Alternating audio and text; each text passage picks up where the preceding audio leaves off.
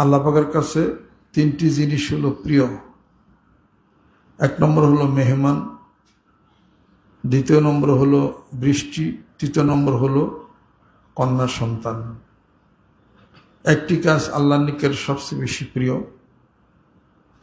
তা হলো আল ঈমান বিল্লাহ, আল্লাহর প্রতি খালেস ঈমান, আন্নাফু বিল মুসলিমিন, কোনো মানুষকে কোনো উপকার করা। দুটি কাজ আল্লাহর নিকট সবচেয়ে ঘৃণিত। এক নম্বর হলো আশিরকু বিল্লাহ, আল্লাহর সাথে শিরক, আর অদ্দর্র বিল মুসলিমিন, কোনো মানুষের কোনো ক্ষতি করা, কথাতে ক্ষতি করা, মান সম্মান ক্ষতি করা, হাত দিয়া মারা, তাকে কোনো বিপদগ্রস্ত করা, এগুলো সবই হলো মানুষের প্রতি অকল্যাণকর কাজ করে। এই কাজগুলো আল্লাহ পাকের কাছে হলো ঘৃণিত।